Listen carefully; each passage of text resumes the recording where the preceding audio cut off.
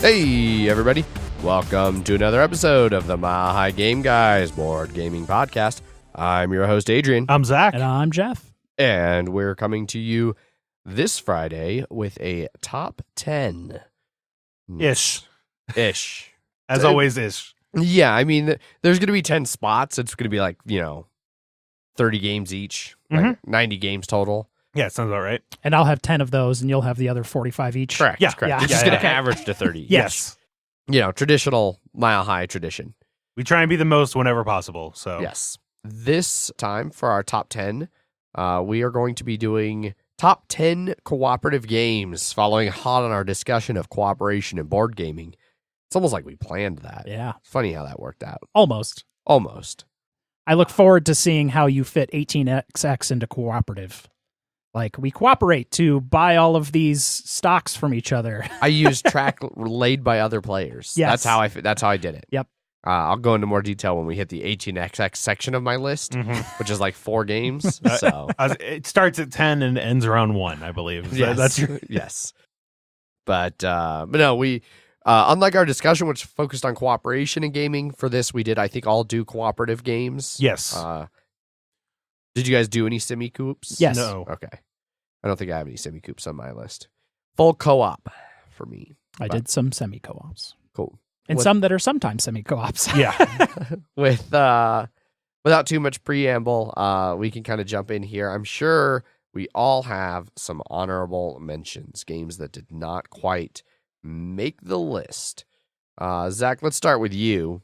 What were your honorable mentions? I just have 9 of them. Oh, geez. And so, like, basically, well, actually, realistically, it's a lot more, but like, Pandemic series games, I have those on there, including Legacy, like those games, but Time Stories, enjoy that. Burgle Bros, big fan. Like, let's see, Burgle Bros, Forbidden Desert, Space Hulk, the card game. A lot of those are just because I haven't played them in a while, and that I just like other ones better. Space Hulk I haven't played in a long time. Dragonholt I have on here, but I've only played that once, so I feel like I can't really put it on my list anywhere because of that.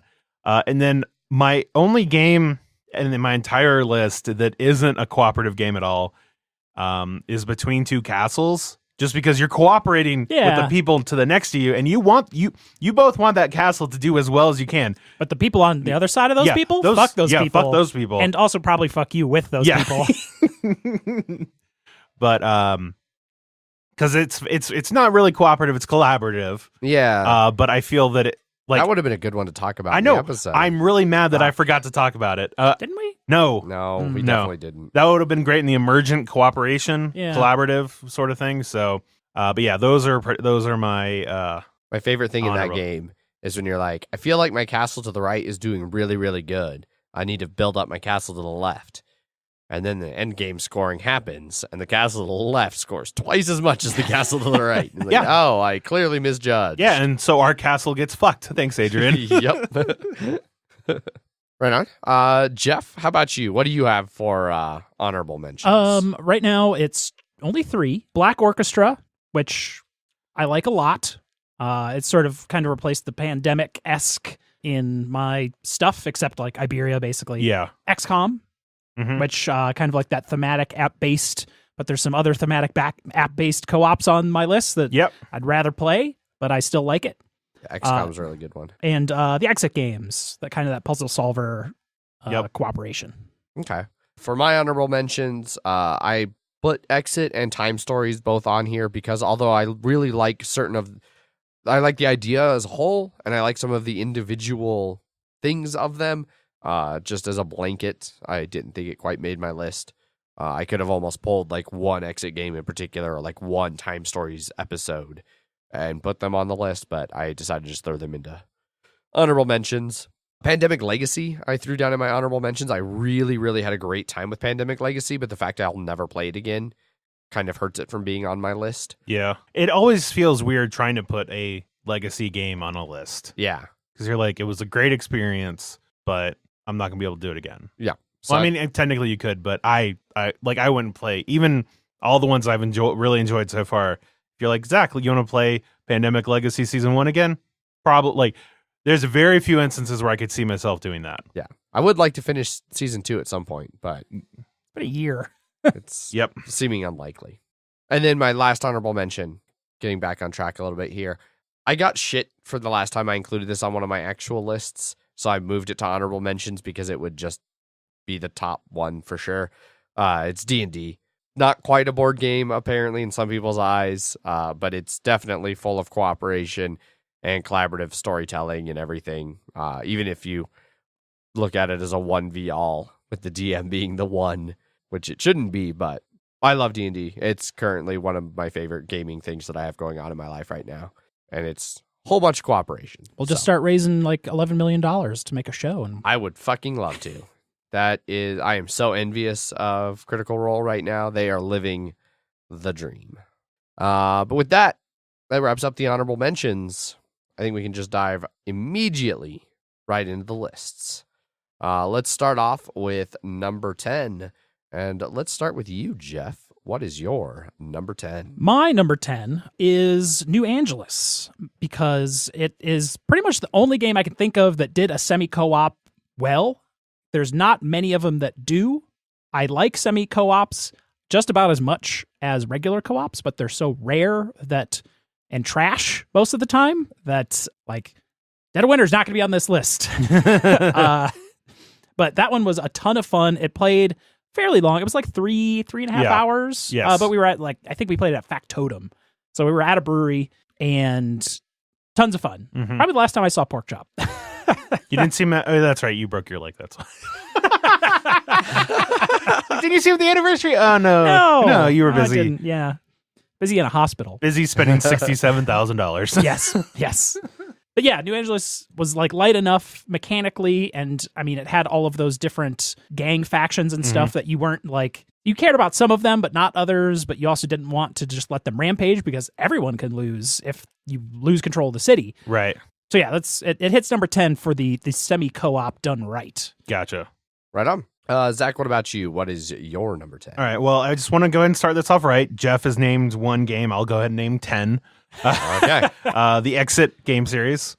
Then this also fills any of those like one-off campaign / legacy style things of like, because I can't play any of those again, but I've enjoyed, but I know that they're going to keep making them, and they're cheap enough that I'm just going to keep buying them.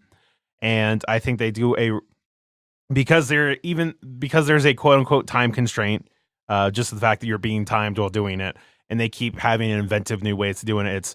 You really feel, as long as you have the right amount of people, because you can definitely play this with too many people. Yeah. And certain difficulties. And really I like the more difficult ones better because you can split stuff off, whereas some of the easy intro ones are very much linear, which can get a little underwhelming. There's one puzzle at a time for 6 people to try and look at. Exactly. It's where it's like 3 to 4 people, I think, is the good spot for them. But everyone, pretty much everyone except for one, I have really enjoyed. And that was the underwater one that was super simple and linear. The other linear one I played page to page. Yeah, the other one I played like at least had more like critical thinking and things. We had to like looking outside the box sometimes, literally. But just some of the fun of Exit. Yeah, exactly. And they did like I'm glad that I have these because I feel like me and other people would end up spending a lot more money on escape rooms. If not. True. What's that, like $30-$40 a person? It's like 25 to 30 a person, yeah. Whereas here it's like $15 for the whole game. Yeah. And then I'm looking forward to that big box one. I know, I am too. But I still find it funny that we tried the one unlock and I was very sort of meh on it. And I've heard, and then there's Deckscape, which is another thing, but it's also just one card or one deck of cards sort of thing that like, and it's just about looking for things. Gotcha. And you're like, I think that's the thing is the Exits, because you can destroy it. You can do a lot more creative things with it. Just don't destroy too much. Yeah. Don't destroy until you need to, but then destroy. Yeah. Destroy hard. Yep. So yeah, that's the Exit games. Right on. I think that brings up my number 10, which my number 10 is, I didn't go so much for like trying to fit specific niches on my list. These are just 10 co-ops that I'm currently really digging right now. and it's Harry Potter Hogwarts Battle. Megan and I had a ton of fun playing through Hogwarts Battle as a cooperative deck builder there.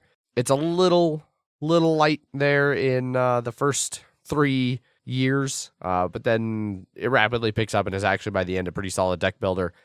We recently for Christmas got the expansion and haven't had a chance to play it, but I'm really looking forward to doing that.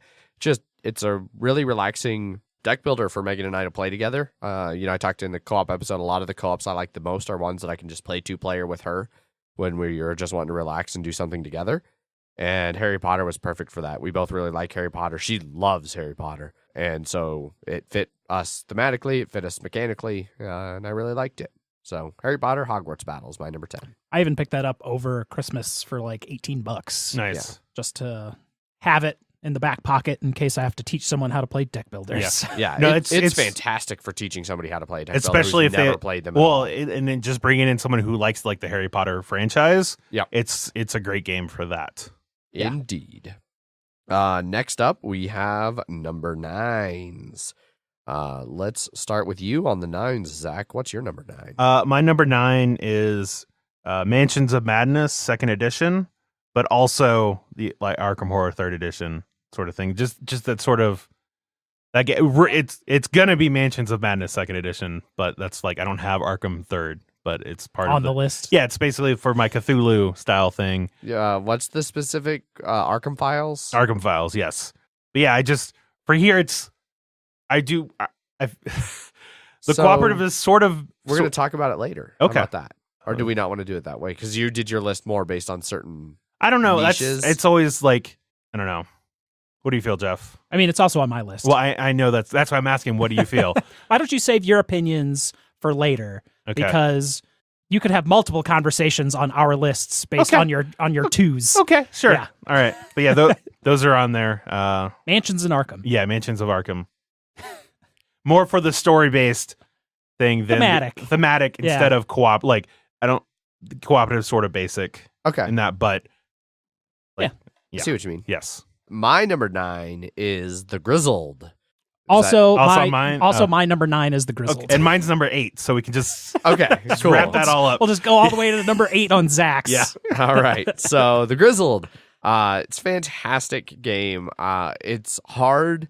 It's tense. It really kind of hits that theme. Like I feel like it sets the tone around the table really well for what the theme is of like soldiers in World War I facing these horrible trials and trying to and just trying to survive. Like it doesn't feel like a game you ever win. It's like a game where you like survival is winning. Well, and it's one of the cooperative games where you are purposely having to withhold information because the game would be way too easy without that. Yep. But you never feel like, we're only doing bad because I can't tell you what these cards are or anything like that. Yeah. It's cooperation where I'm glad you can't cooperate as much. Yes. And once they've added in The missions. the Armistice edition Yeah. upgrades, because it's sort of been like, here's the base game, fantastic. Here's the expansion, fantastic new changes and rules, and just kind of melded it in an even better game. And now here's just like the fucking best version you can have with all this cool campaign stuff and minis. And Yes. I did find that went from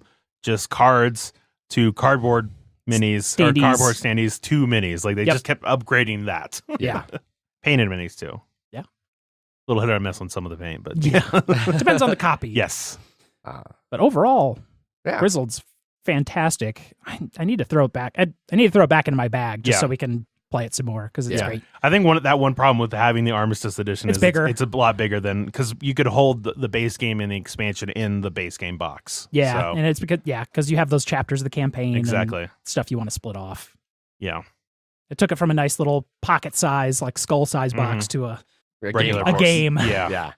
That's I would definitely be down to play it some more though. Yeah. And it's another great one to introduce people to co-ops that isn't just like Pandemic or some of those other ones, like the solitaire ones. So Yeah, I should probably just have both copies. yeah, One to play with people that do the campaign stuff, and just another one to be like, oh, we want to play the Grizzled. Here's the Grizzled. We can just play the Grizzled. yes. Yeah. Cool. Well, that was So just buy 2 copies. Yeah, there or you go. 3 at me at this point. Well, I guess I had one as a gift. So that's my 9, Jeff's 9, and Zach's 8. Yep. Which puts us over to We're in the 8s. We're in the 8s. Jeff's number 8. Yep. My number 8 is Hanabi. I love playing Hanabi at more than 2 players most of the time.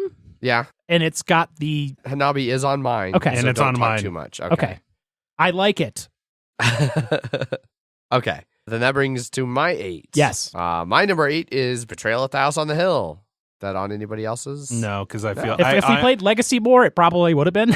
Okay. well, and I still like it. Still is just enough of semi because it breaks down at the end into a 1v all sort of thing. I didn't I didn't want to put it on mine. Okay. For that reason. I still put it on mine because I think it nails, especially the first half of the game leading up to the haunt. I think it nails the theme. Like the mechanics really fit. You feel like you're exploring this house. Creepy things are happening. The event deck. Yeah, like that all just and the way the modular rooms and it's a creepy haunted house full of weird shit that comes out.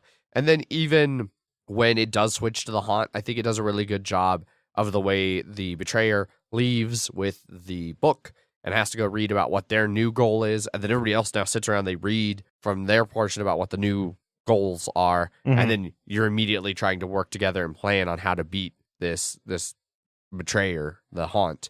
And even if it's not always the most balanced it switches to I was about to that say it's great when it is spell checked and works. Yeah. No, like the one of my favorite gaming experiences was a betrayal one where it was the Saw-esque one and it was tight. It was well designed. It was well designed. The betrayer, it was hidden betrayer too, which was good because I hadn't seen that in one of the previous scenarios, and they almost won, and it came down to literally 4 rolls of a die from Adrian too that I nailed. That Adrian nailed, and it was and everyone the resolution of it just felt really cathartic and stuff like that. Okay. But then there's also been ones where it's like the people win on their second turn, so the betrayer only had one thing, and it was like, oh, we found the thing we need to do, and we win.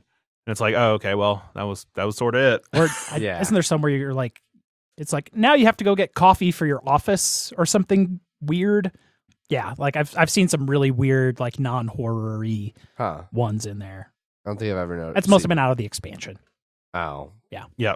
But yeah, so I really like Betrayal, and it's still. I just haven't really played it very much. I've only played it a handful of times. Honestly, Legacy's kind of what put it back on the list. Yeah, because I'm. It seems to be a refined 2-1. Yeah, into it. Yeah. In fact, what's Megan up to? Yeah, we should maybe play that after we're done recording here. Is Megan here? Yeah, she's sleeping after her night shift. She'll be waking up when we're done. She might be down. Maybe. I'd be up for it. Yeah, okay. I got nothing going on. Cool. But that's my number 8, Betrayal. So now we are on to the 7s. Jeff, how about you start with the 7s? My number 7 is Aeon's End. As everyone should know, I love deck builders. And this was one that's always been on my radar until we finally got it out onto the table from the Geekway library last year.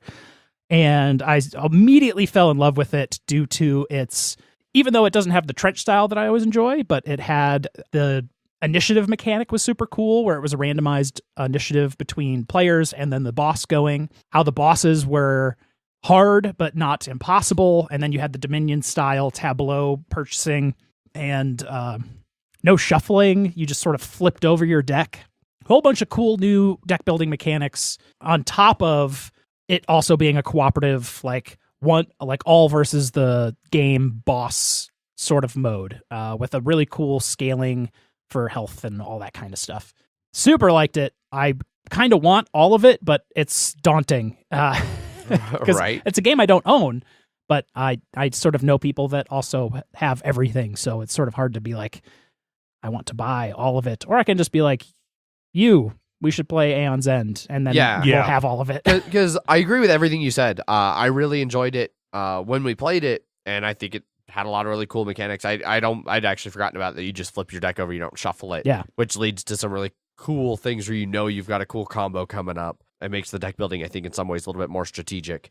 I just haven't played it except for that one time at Geekway. Yeah. Otherwise, it might have been on my list. But everything you said, I agree with from my one play of it, and I would like to play it more. Yeah. So. It definitely hit the list based on Zach's recommendation of like cool co-op mechanics. And this is a great co-op, unique deck building mechanic game. It does do a good job of that. I just have only played it once. Yeah. So I think I played it with Adrian and then with you at Yes. Geekway. Yeah, because I was just like, I need more people to play this game. Play with me. Zach, what about you? What's your number 7? my number 7 is, all right, we're going to go with The Mind. Also the game? Also, the game's on there, but they're definitely two different style of co-ops. But you can play it with the same cards. So I knew there was going to be one that I missed. Yeah. That probably should have been somewhere on at least my honorable mention. Oh, no. Jeff gave me that one earlier. He was just like, what about this? And I was like, God damn it, Jeff. Yeah. I was like, all right, I got to reorder my shit now. Yep. Everything goes down. Yes. Yeah. Right. But no, I think for some people, The Mind just doesn't work because it's like...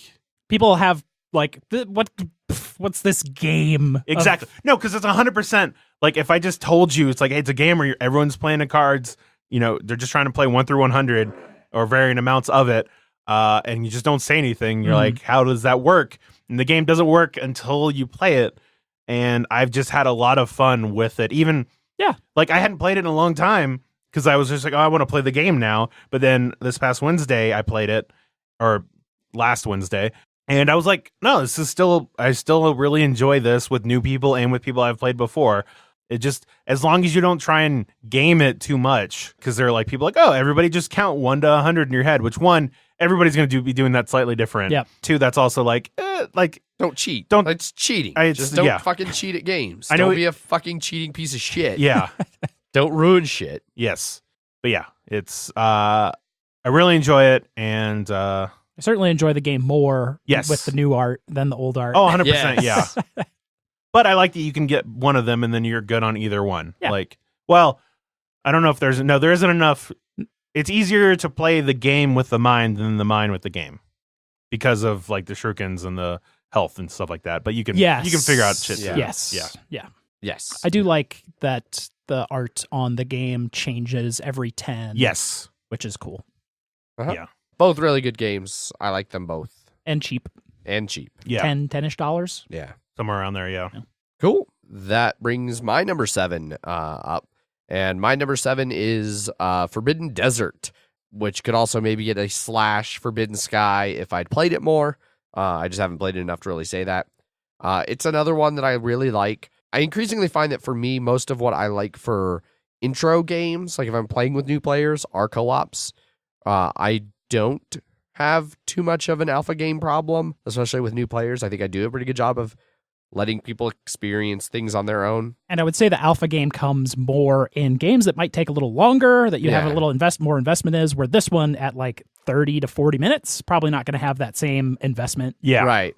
And it's another one that fits, like I was talking in our discussion last week, that I'm usually pretty good about being able to like give like, here's 2 or 3 options of what you can do. It's a game that lends itself to that. There's usually a lot that you can do, and there's enough randomness in the game, which astoundingly I still like it. But there's enough randomness in the game that pandemic level of randomness. Though. Typically you're going to end up with usually 2 or 3 things that there's not going to be that much of a noticeable difference between them when you make the decision. Like how the randomness ends up being, what tile you go to flip over if you go to one tile versus another might in the long run make a big difference, but it doesn't in the moment.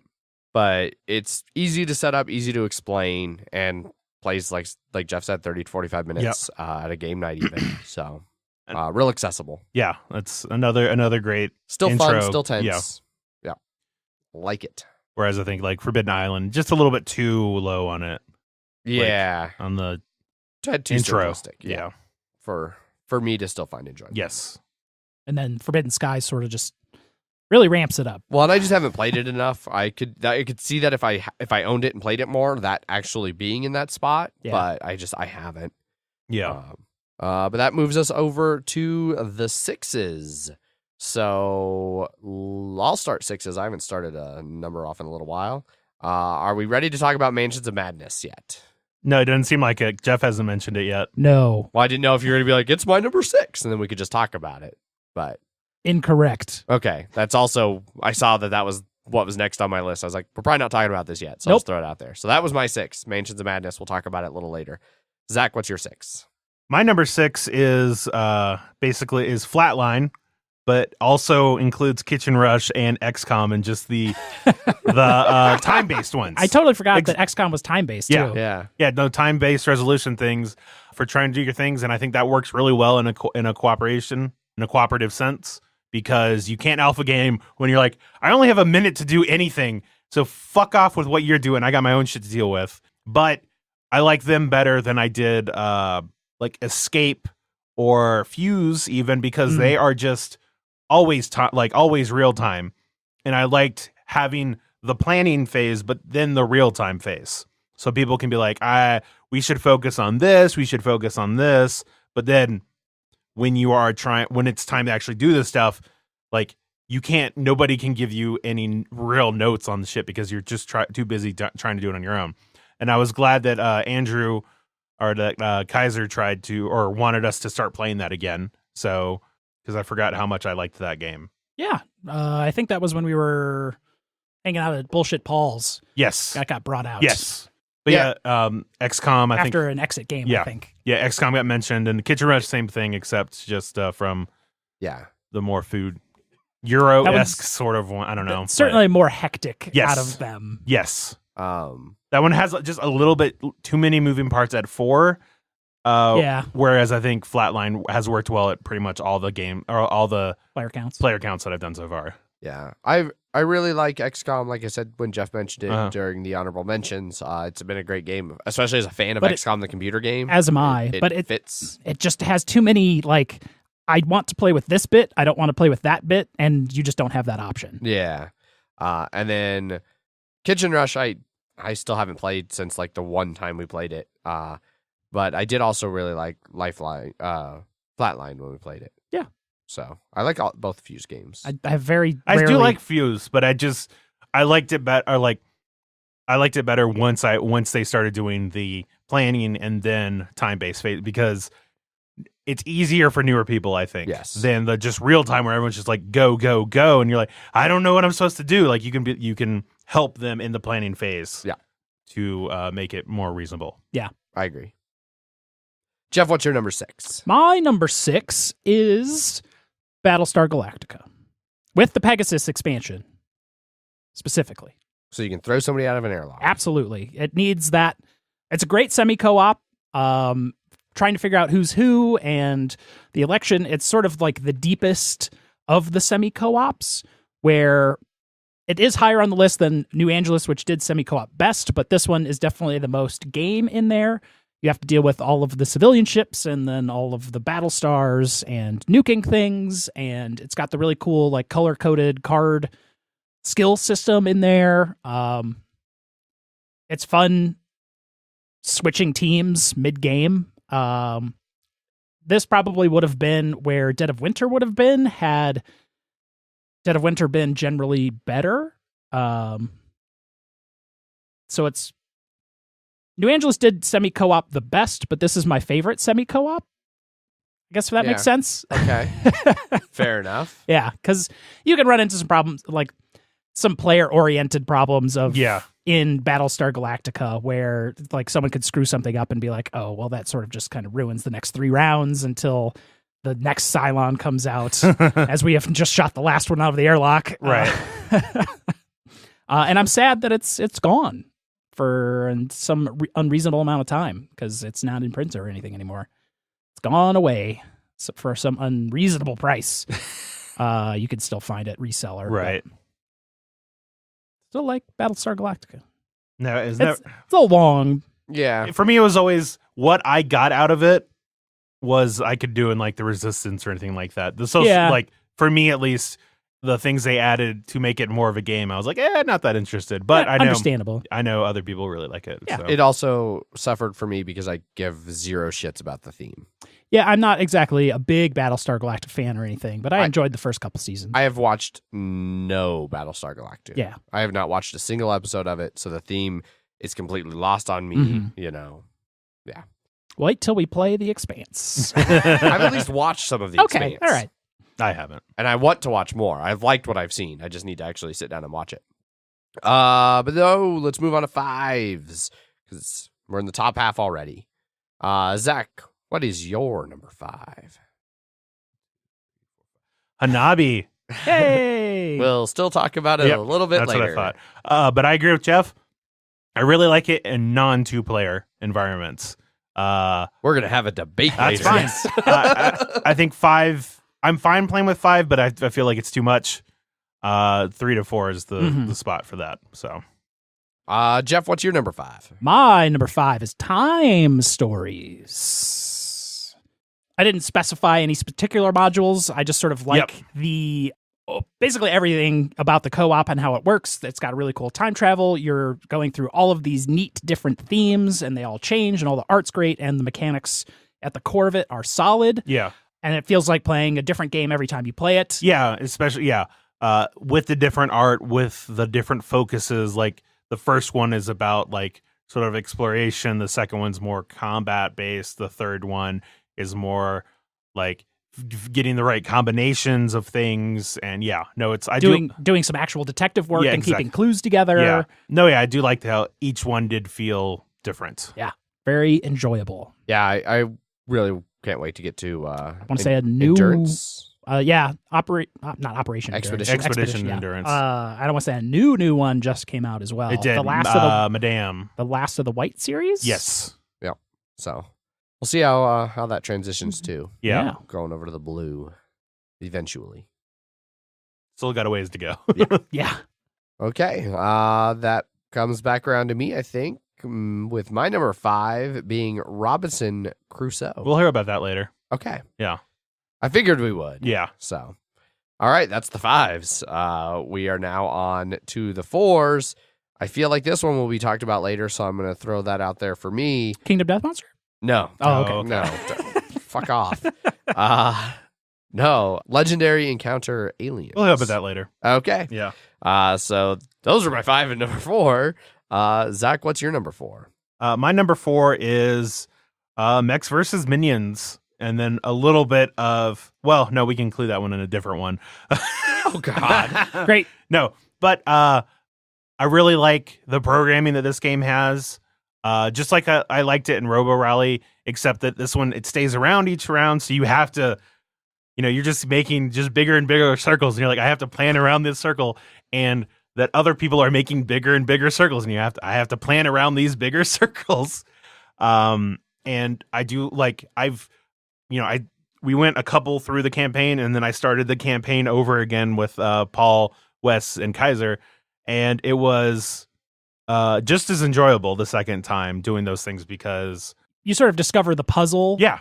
But having to actually do it is different each time. Yes, no, exactly. And like one of the times we lost the thing. We're like, oh, we did this completely wrong. Let's try this other way, and like getting behind a bomb to move it, and having other people try and fight, but then watching people's engines fuck up because of like some damage that moves them to the right when they shouldn't be. Then they just start going like crashing off in the spiraling. Spinning. Yeah, exactly. Just off into the future. Exactly.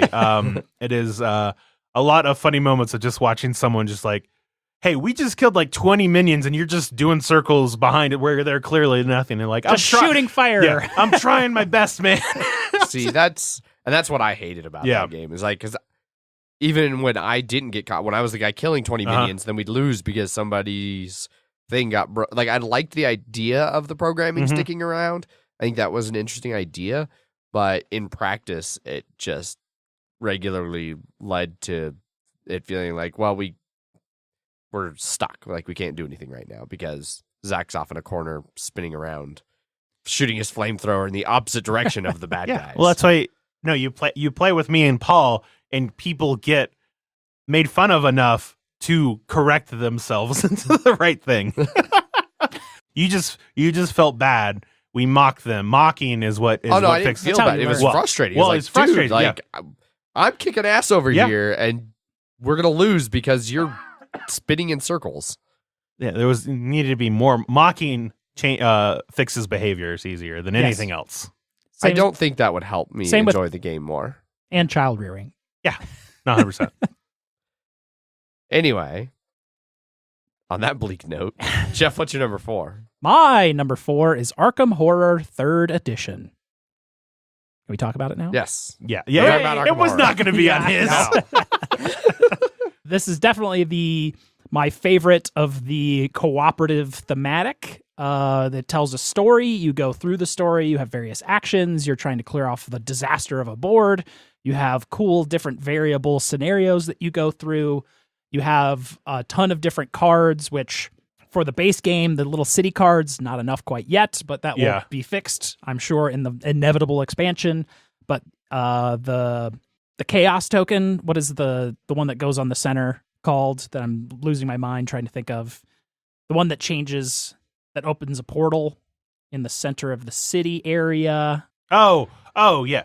No, Yeah. but no, the different, the portals, yes. Yes, and that changes your environments, and I don't think I've seen anywhere near enough of those to actually get like tired of those yet. Other than the fact you're like, fuck. Now, only due to the fact that you have to deal with them, that gets annoying just because you're like, God damn, I need to fix this before I can get back to doing, like, I want those clues. Progressing through the game, yes. Yeah, and just besides knowing, like, I need at least 0 to 1 of those little chaos tokens before I want to deal with this environment that I'm in. Yeah. Because I don't think we've ever gone through ones where it's been like, here's 3+. Good luck. Right. Yeah, just Arkham Horror 3rd Edition. It's my favorite thematic co-op. Yeah, I still think it's the best. Like, I know some people still prefer Eldritch Horror more, but I think it's the best combination of, or the best, combination of Eldritch and then like previous Arkhams and things like that. It's the best of that style of game that I've played. Yep. Yeah. And I played the most of the 2nd edition. Yeah. And this is definitely better than that. And Eldritch is also pretty good. But I didn't play a ton of Eldritch. And it also had that same problem that Arkham, the 2nd edition, eventually had of just having too much shit to deal with. There's way too much shit. Yeah. And then the game isn't designed around having that much shit. Yeah. Yeah. The thing I really liked about Arkham 3rd compared to like Eldritch, which is I think really the only one I've played of that series. Yeah.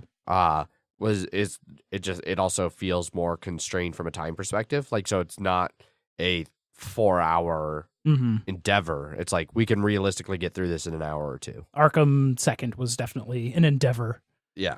Like I don't want to have to plan around playing a Cthulhu game all day. I wonder if Arkham 2nd's going to finally go out of print, because that thing's been in print since it came out, like 2004, 2005. You can still get all the expansions, like no problem for that, which is impressive. Yeah, that's crazy. Probably shows how well that game actually sold back in the day. Yeah. And probably why we're where we are now with all of the madness that is Cthulhu. Right. Yes. Okay, that wraps up the 4s. And so we're moving on to the 3s. And since I haven't got to talk about a game in a while, I'm going to keep going until eventually one of my 3s is one we can talk about, or one of my games is, which I think 3 finally will be, because I don't think anybody has Hanabi higher than this. No. All right. We can talk about Hanabi now. Woo! Woo.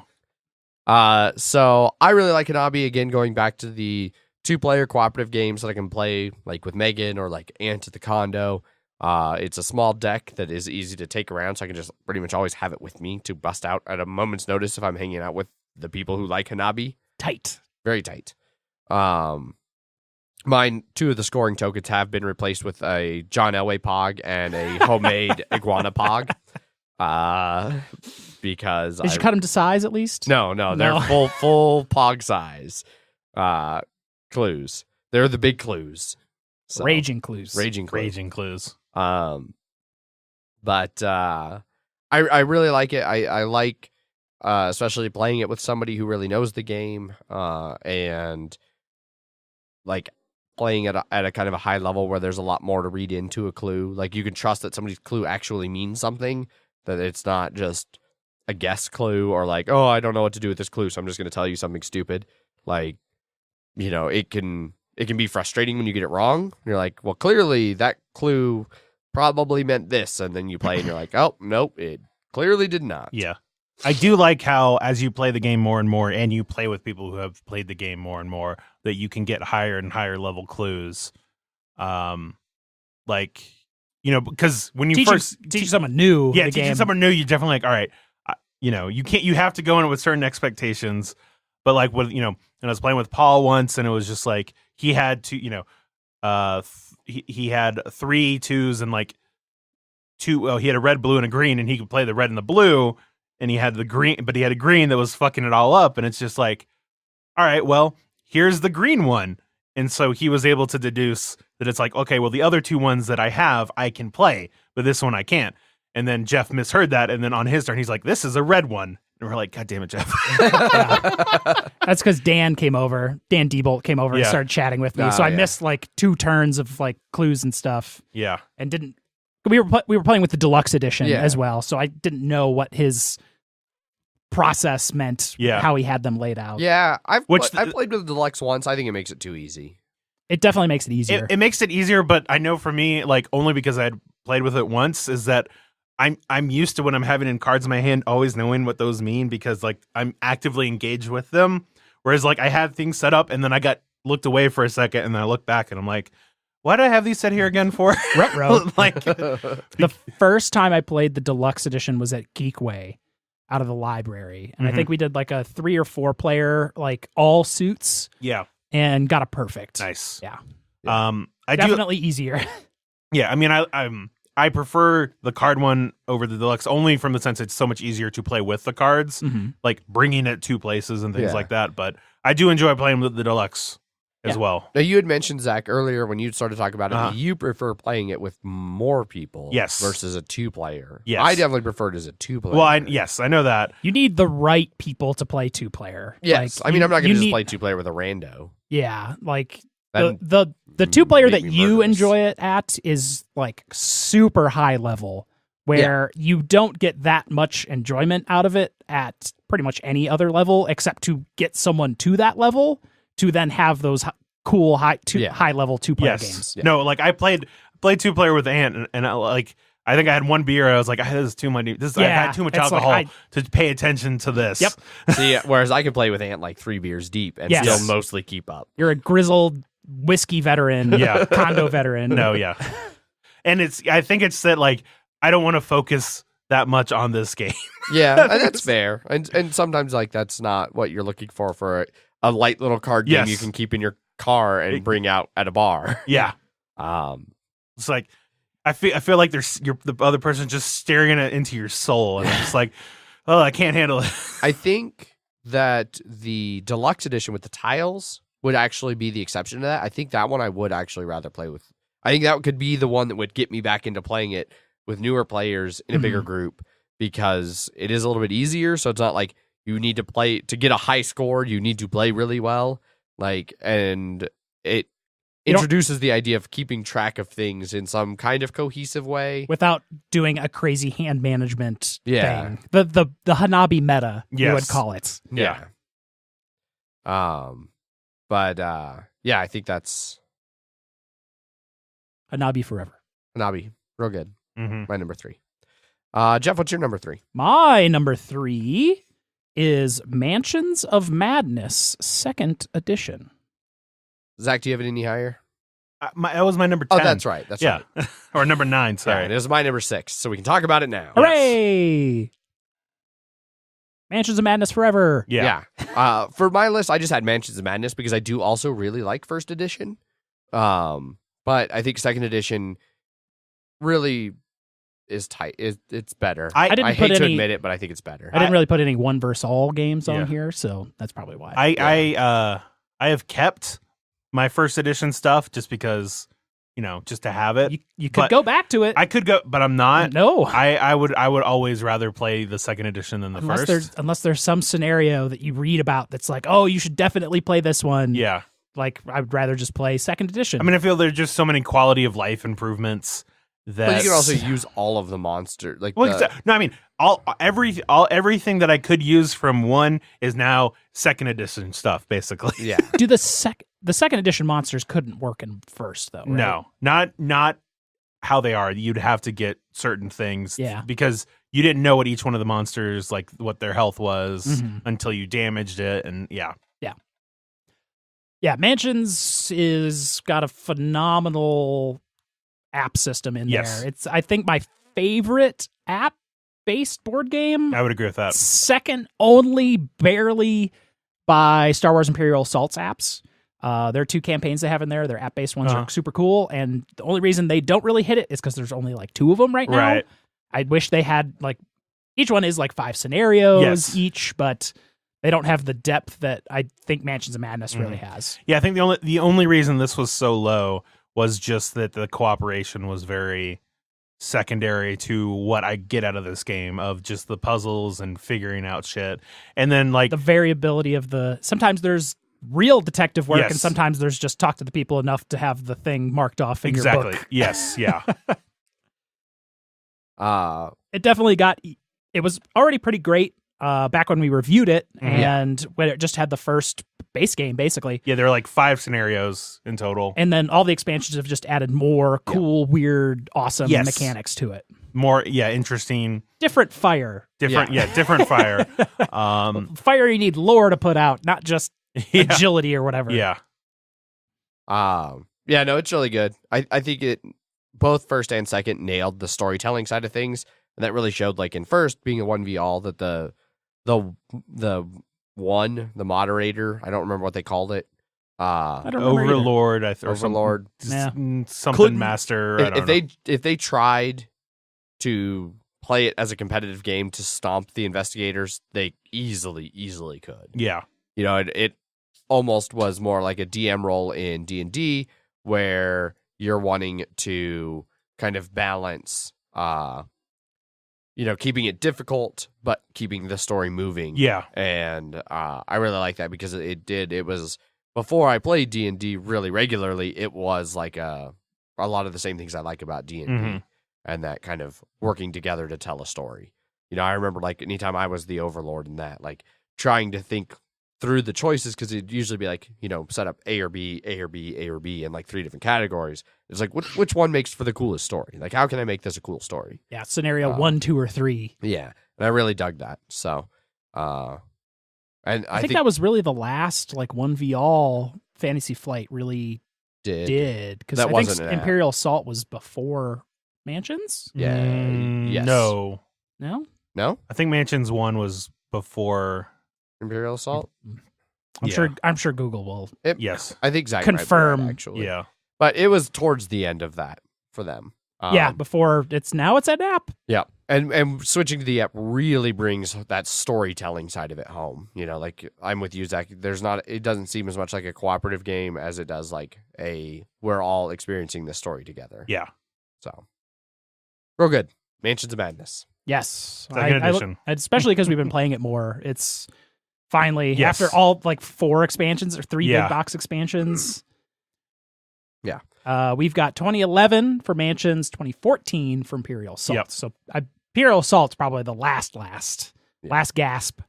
I want to say there's been more, like, besides like Fury of Dracula or like that. Yeah, But that's like a 3rd edition. mhm. I feel like there's one. I feel it's not coming back. No. Probably No. not. Zach, what's your number 3? Oh.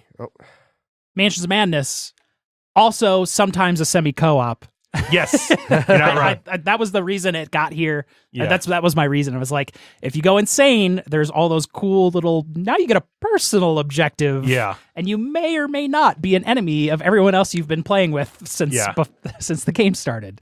That was what really hit the mark. Well, and there's a wide variety of those too. Sometimes it's just you just need to hold things. Other ones are like you need to be alone in a room with somebody and have a blade, and then you win the game. Yeah, I really like that part too. Yeah. There's a lot of reasons I like it, but that was definitely one of my favorites. I just need you to come over here real quick in here. Just run here. It's here. And they even have like little mechanics for like there's push mechanics. Yeah. Like you spend your action, you do a strength test against someone else, and you have pushed them a space. Yeah. And you follow and you have the blade. Yeah. Zach's number 3. Yes, Zach, you're number 3. My number 3, Robinson Crusoe. Huzzah! Huzzah. This one did not make my list. Just because I've gotten a bad taste in my mouth from Portal Games, I guess. That's understandable. Totally understandable. Yeah. That's why First Martians is in here. Yeah.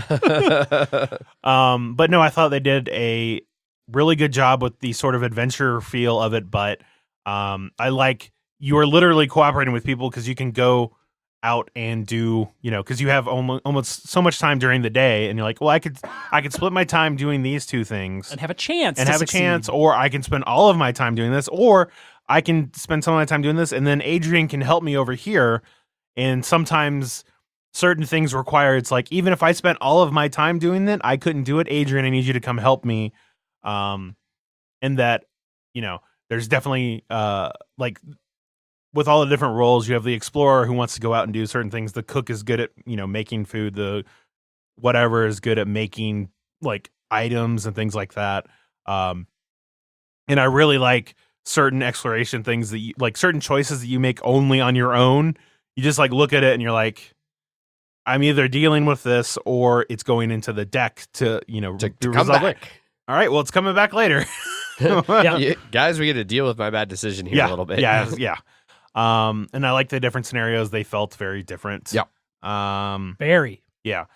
And I've been meaning, like, I still have like the campaign, like Voyage of the Beagle. I still have that I'd like to try at some point. And there's a I Lost still haven't City played of, the King Kong scenario. There's the Lost City of Z or something like that. Which is like the Voyage of the Beagle sort of thing, where it's sort of campaign-esque. Sort of campaign. Yeah. Megan and I were actually talking about this fairly recently, that we miss, like, you used to come over and like three of us would play it all the time. Yeah. And we live really close now, so we should do that more often. Oh, God damn, I mean, we can go play it at your place if you got a table big enough for it. I mean, technically, yes, but no. I wish I owned the second edition, so all of the second edition upgrades I bought would fit into the box. Oh, yeah. Because it's like a rectangular box, first edition, and a square box, second edition, and the rule book is square. Yes. So it doesn't fit in the box. Yeah. Real annoying. Yeah. Yeah, even despite the all terrible, awful rule book. Yes. And I think a lot of underneath. Yeah. Yes. Unlike First Martians, which had a bad rule book with a bad game underneath. Yeah. Oh, what's underneath this piece of crap? Oh, it's just more crap. Okay. Bummer.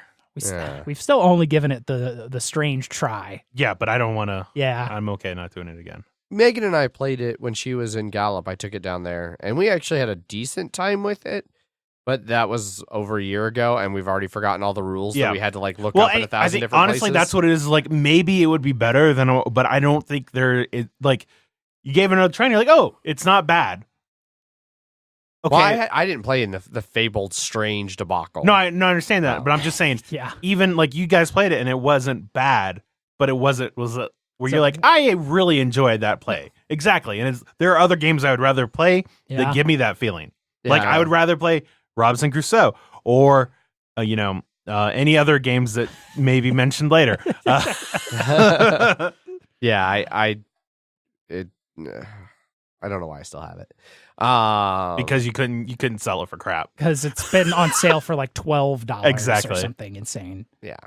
From the original also, like $80+ pre-order price. Jesus Christ. That I paid. That I fucking paid. As did I. I didn't. Fucking shit. Anyway, that wraps up threes, I think. Robinson Crusoe finally talked about. It's really good. I super, super like that game. Once again, just games hard to get to the table when we want. Yeah. Jeff, what is your number 2? Moving on to the 2s. My number 2 is one that everyone else was just like, this isn't on the list anymore because I fucking played it already. But Pandemic Legacy Season 1. Mm-hmm. One of my most memorable and awesome times playing a cooperative game, specifically Pandemic. Yeah. In a very long time. This is one game, Legacy game, I wish I could go back to the beginning and just have no idea what happened and play it again. Yeah. No, I'd agree with that. When the first parts of my list, like the first drafts of it included this one and Pandemic Iberia, but eventually I just sort of pared them down and I was like, well, these two have to go, especially with the thing you told me earlier. Yes. I was like, cut. I do enjoy it, but just the fact that I can't play it again without knowing. Yes, but this definitely has the impression of like, this is the first game that I would assume started the Legacy. No, that was Risk Legacy, but it was the first co-op one. Yes. Although there's only been one other co-op one. Yeah. Season 2. And then Betrayal. Maybe sometimes? Maybe sometimes. For half the game. For half the game, yeah. Still love Pandemic Legacy. Still love all the memories of Pandemic Legacy.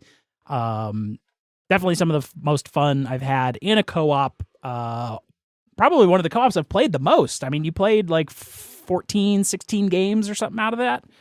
Yeah. And it was one that I would gladly play that many again, without knowing exactly what would happen. So you don't get a perfect score or whatever the last people played that had 3 people had played it before. Yes. They got, I think it was 12-1. Yeah. They played. So Yeah. I wish season 2 was going better. Yeah. Well, but Pandemic Legacy season 1. Redbox, best box. Blue box. Blue for box us. for the win. I believe we won in that challenge. You did. By very barely. little. 10 points. Something like that. Yeah. Keeping the pandemic train alive. My number 2 is Pandemic Rising Tide, which completely saved the Pandemic series for me. Surprised it's number 2 for you. Yeah, I really like it, though. I don't play it that much. I would love to play it more. Andrew, I'm sure you're listening. I would love to play Rising Tide more. I'm just going to go ahead and fill in your number 1, by the way. Yeah. Yeah, go for it. So, it scratches a lot of what I like in, like, it's strategic. Like, you need to plan while not being too random, which is a problem that a lot of the pandemics have for me, that it gets hard to plan for things. I feel in Pandemic, it's a lot more of a reactive game usually. Your randomness comes in benefits, where it's like, I randomly got this event card and now we're unfucked. Yeah. Which I feel is a better kind of randomness than, oh, you're randomly super fucked now. Mm-hmm. It's really just the Rising Tide cards. Yeah, it feels more proactive than reactive. Mm-hmm. Which, although I like a lot of the rest of the Pandemic games, like I really like Iberia. I think Iberia was a great iteration. I actually very surprisingly enjoyed my play of Fall of Rome. Plays of Fall of Rome. You got to keep up the appearance that we play each game more than once. Come on, Adrian. I mean, I did actually play it like 3 times. I think. There you go. That's what we need. Got it. But in a world for me where Pandemic has been thoroughly replaced by other games, the Survivor series kind of keeps it bringing it back, and Rising Tide is the one that I most want to go back to of the Survivor series right now. Yeah. Iberia, and I mean, for me, it's the only way I could get a splotter on this. That's true. So that's true. That's the closest you're gonna get. But yeah, I really like Rising Tide. That's my number 2. Zach, what's your number 2? My number 2 is Kingdom Death Monster. And a little bit, / Gloomhaven, but Kingdom Death Monster, of just my campaign given one. And I'm sure we're going to have to wait later to talk about it. Yeah. Not for me, though. You sure? I know. What? I know that it's coming out. I don't believe you. All right. That brings us to the ones. Let's have Jeff go ahead and do his then. So yeah, Jeff, how about you do your ones? You guys can just talk about Kingdom Death. My favorite cooperative game is Kingdom Death Monster, because of everything, and also kind of one versus all, the game versus all. Yes. Yeah. Right. Kingdom Death Monster is phenomenal. Everything. It's crazy expensive. It's a $400 game. Yeah. With just the base game. And then you just have to build everything, and it's got the miniatures that I love. It's got the crazy bullshit story that you just sort of piece together bit by bit as you have to read all of these insane cards. It's got insanity. Yeah. Just a really in-depth character system with just a million different things that can go wrong. Vestophobia, you just shred your chest plate and they're like, there goes your armor bonus. Yeah. Fucking idiot. Yeah. It's a game that wants you to connect with your characters, but also we'll murder them at a moment's notice. Yeah, exactly. So you just have to learn to be a cold. Yeah. Press that skull right into the stone right there. Yeah. Kingdom Death Monster, we've talked about a lot. If you've listened to the show many times, we'll be playing it next Sunday. Yes, this Sunday. Kingdom Death Monster just has an insane amount of everything, and you can't always see it all the time, and you just have to keep playing so you can get to the cool stuff, and then you die, and then you just go back at it because it's so fun. Yes. Yeah. Especially when you throw in some of the expansions that add a lot of like little variety, basically. Well, and not just that too, through like a different monster to fight, but like we now have 2 different campaigns that we can try. So I know once this campaign eventually gets fucked when we all die somehow, then I know we'll get to do the dragon one, which is people of the sun, people of the stars or something like that. Which sounds cool. And then there's the Sunstalkers, the people of the sun one that sounds really cool too. Yeah. And we haven't even seen like the Gambler's box with all that other crap that's coming through. Yeah, there's so much like, and a lot of it's like boss battles that have super unique mechanics, and just you hit the boss battle and get slaughtered, and then you're like, well, next time, I guess. Yeah. Well, and it's I definitely feel that. Like we learned, because like I remember the first couple times like the lion like fucked us over hardcore, even with better gear. And now I think all of us like we would know like so much better how to fight in the game that even so much so where it's gotten like some hunt event that has given it +1 damage during the hunt. Yeah, or just like whatever. Survival. Yes. Dodge. But we still don't want to fuck with that Phoenix. Not yet. Fuck the Phoenix. It's like just a boss you could fight anytime. Just like blink, you're out of existence. I did fight the Phoenix once. Yeah. And it's got like time tokens. Yes. I fought it once. Yeah, no, it's. And I fought it successfully once. Okay. Yeah. It's got time tokens, and then it has cards that just like pull the time tokens off, and then it just ages you. Yeah, 100%. No, you can totally be like, And you've aged into dust. Yeah. I just like how once it just looks at you and all of your anybody else in your family tree, like all your aunts, you suffer destroyed genitals. Yeah, but it's not that it destroyed them; it's that it erased all of your family that you would have had in the future out of existence. Yes, yeah. It's just crazy shit in this game, and I love all of it. I can't wait to play more. And then there's like 2020 expansions coming out from the like 1.5 that are going to finally deliver, and that's going to be a whole nightmare. Kingdom Death, great. Yeah, could use a little less anime, but it's fine. I have nothing to say about it because I've never played it, and you never will. I have no desire to play. Yeah. Do you like rolling dice? Yes, but no. Do you like rolling D10s that only succeed on 8+? No. Do you like the idea of if you roll a 1, your character can just die, and not even in a boss battle, but going to go fight somebody, you roll a bad die and you die? No. Yeah. There's so much about Kingdom Death Monster that sounds like an amalgamation of all the things I dislike in board games. No, 100%. It is the epitome of that style of game. And if you can get, if you enjoy that, you're going to enjoy that. Yeah. Since my number 1 is not a mystery. And you also cooperate with everyone. Yes. Yes. To fight things. Allegedly. Yeah. Allegedly. Yeah. Since my number 1 is not a mystery, we'll just go ahead and get that out of the way. My number 1 cooperative game is Spirit Island. Weird. I fucking love Spirit Island. It is amazeballs. Everything about it is good. There. That's...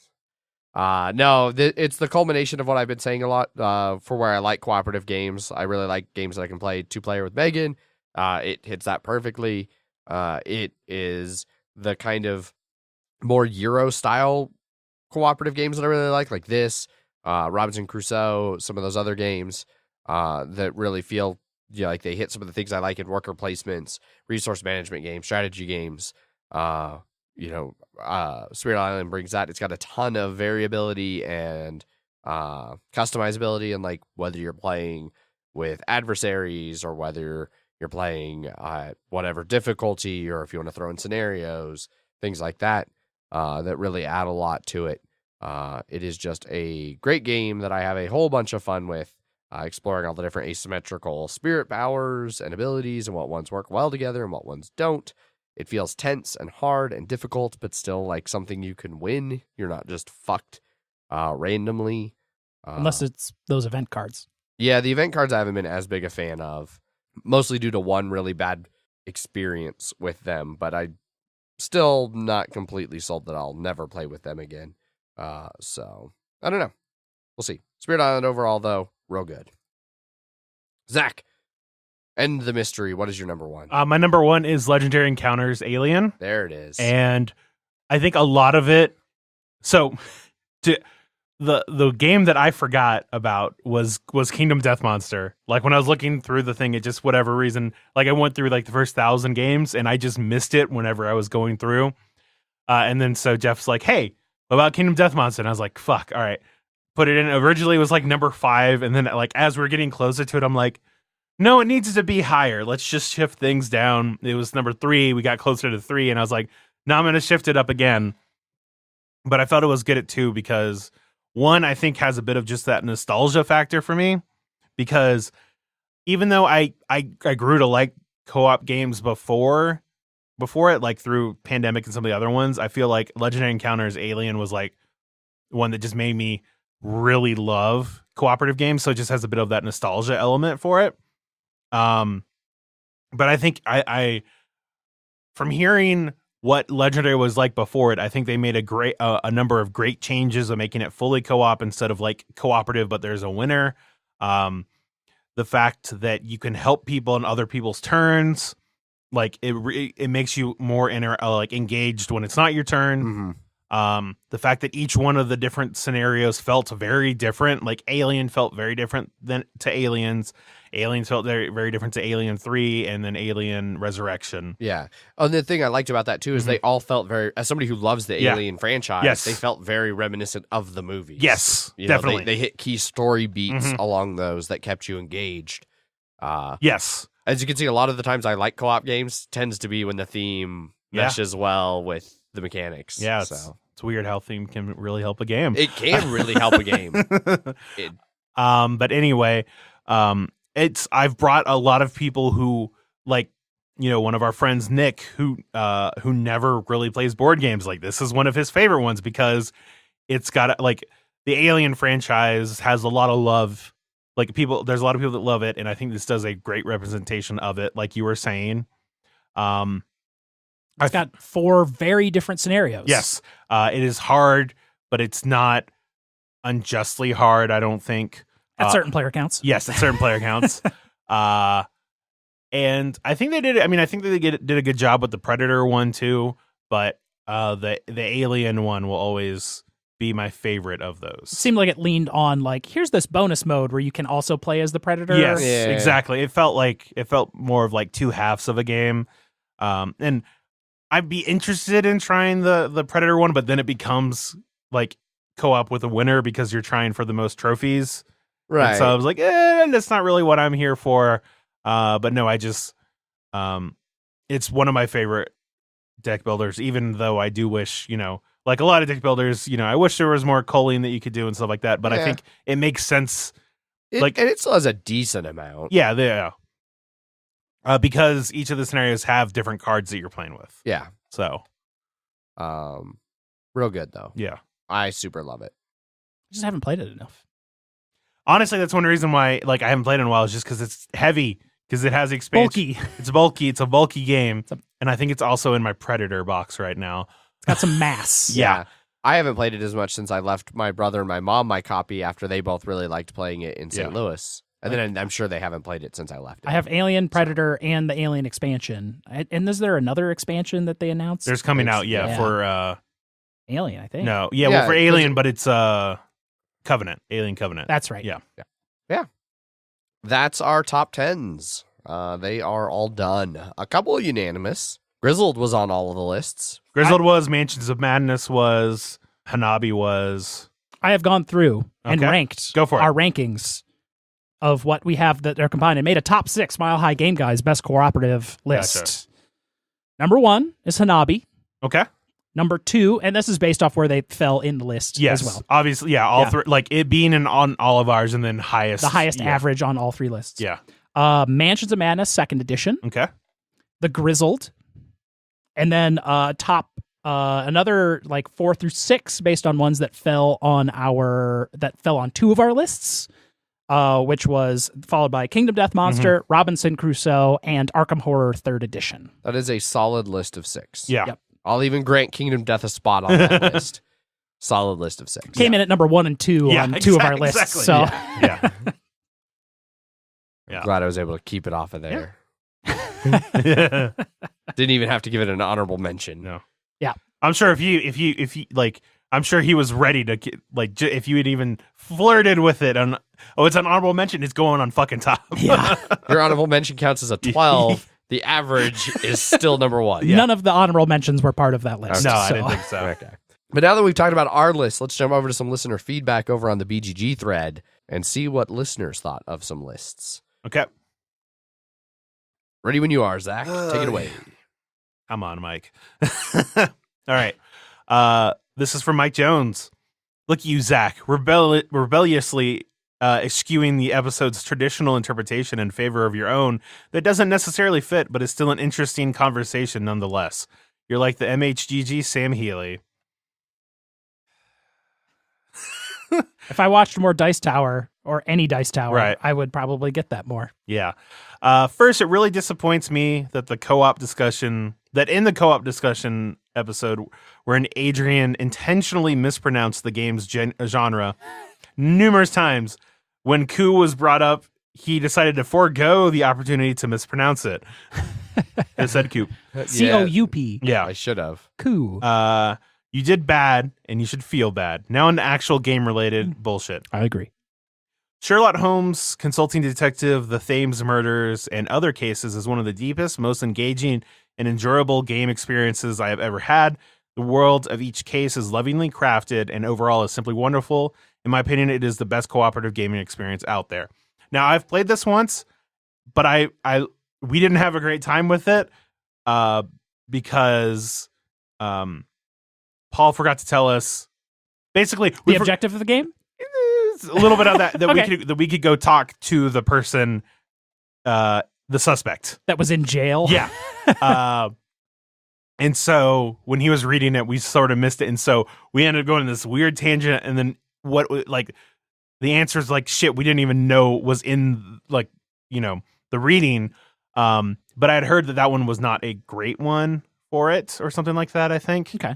I mean, I'm still willing to give it a chance, but it's definitely you read some stuff and then everybody's discussing like what you think's going on and where we should go next. Some real detective work. Yes. Have you played it? I have played. Yeah. I'm trying to remember. I think I did it. I can't remember if I did it with Megan or if I did it solo. Just the first one of the which I think is the Thames murder. But I really liked it. It was actually on my list. Megan and I have them upstairs. We just haven't played them enough. Do you have all three of them? No, we just Okay. have the first one, the Thames murders and other cases. So I have the other two then. So okay. I've never played them. Gotcha. If you are looking for uniquely implemented cooperative gameplay, I really dig the Shipwreck Arcana. It can be described as a reverse Hanabi. Read Hanabi, emphasis on the ha. Thank you for the emphasis. Yes, we're putting emphasis on the correct syllable.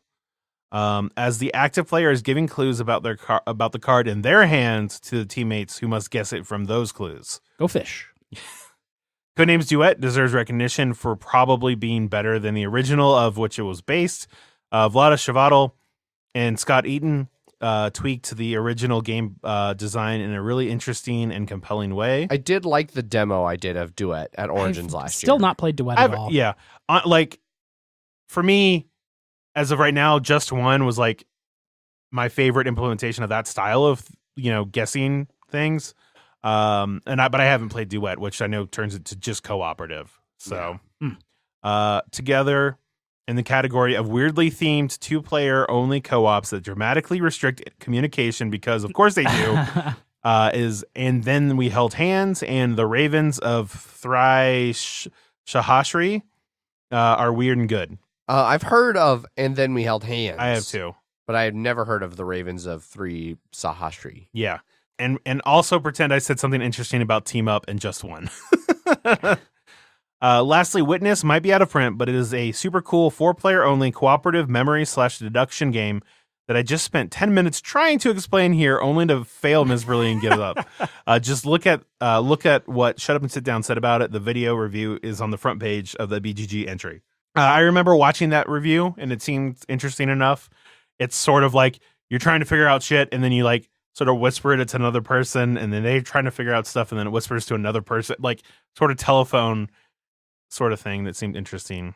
Yeah, it looks interesting. It sucks that it's out of print for a 2014 game, but yeah. Sorry for the high quantity BGG response. Good talk. See you out there. Yep. Feel better soon. Yeah. Hashtag. Hashtag what? I just put it at the end. You monster. Yeah. Lance Coffee. Lance says, pandemic, traditional and somewhat predictable, but eye-opening to new players, and it has brought great experiences. Mm-hmm. Space Alert, real-time Chaos by Vlada. I've had that game for so long and never played it. It's up there with Zolkin for like my longest, highest rated game that I've never played. Right. It was just so daunting to learn out of the rule book. Yeah, that's what I've heard. And that was long before I got like into the world of BGG and stuff like that. Next is Hanabi. I like showing new players this game because it's easy enough while also opening minds to modern gaming. Creates feelings in people, the angst, the lost memories, the frustration, and joy. Yep. Very true. Untold Adventures Await. RPG training wheels with assistance or improv style randomness from Rory Story Cubes Dice. Has worked well in family settings. Is that a new one? Maybe. No, I'm thinking of something else. No, Story Cubes is fairly old. Untold Adventures Await. I think there's another game called like Adventures Untold Stories of something or another that just came out recently. Yeah, with using those cube style things. Okay. Yeah. I look forward to hearing good options from others. Well, you did just now. Yeah. Cool. That wraps up listener feedback for this episode, which means this episode is done. It's all over. D-U-N, done. That's not how you spell done. D-U-N-N, sorry. That's much better. Thanks, everybody, for chiming in over there on BGG. Thanks for listening to the episode. That's what I was going to start to say. I'm all over the place. My medicine's starting to kick in, I think. Yeah. Only 4 hours too late. If you'd like to get a hold of us about this episode or about any other episodes or anything else even tangentially related to board games or the show or us as people, you can do so in a variety of ways. You can send us an email. Emails at milehighgameguys.com. You can message us over on Twitter, where I tweet under @MHGameGuys. I am Zach_MHGG. I am Jeff_MHGG. You can find us on Facebook and Instagram /MileHighGameGuys. And we have a BGG guild number 2731, where you can participate in weekly episode posts like those fine folks that we just talked about in listener feedback. And don't forget to jump over to our website, milehighgameguys.com, where we have all of our episodes up with full show notes and links to things like our Slack channel, that BGG guild, and our Patreon if you want to support the show. So plenty of ways to get in touch with us, interact with us, and be a part of what we're trying to do here, which is ramble about board games and other things. And sometimes drink. Yeah, that wraps up the episode. Hopefully you've enjoyed the list of top 10 board games. I know I did. Cooperative board games. I even made a top 6 list out of it. I know. So really, you got 3 top 10s and a top 6 in one episode. Yeah, collaborative top 6. Yeah. Best podcast. Or most podcast. Most podcast. Bonus list. Best podcast at doing a lot of content. Yes. The best podcast about doing too much. Yeah. But somehow, oddly, not enough at the same time. Yeah. It's a nice line. We ride that line. Yeah, we ride that line. You talk too much, but you don't say enough in what you're saying. It's like a knife edge. Yeah. But yeah, thanks everybody for listening. As always, I've been your host, Adrian. I am still Zach. And I'm Symbiotic Jeff. Bye. Bye. Bye.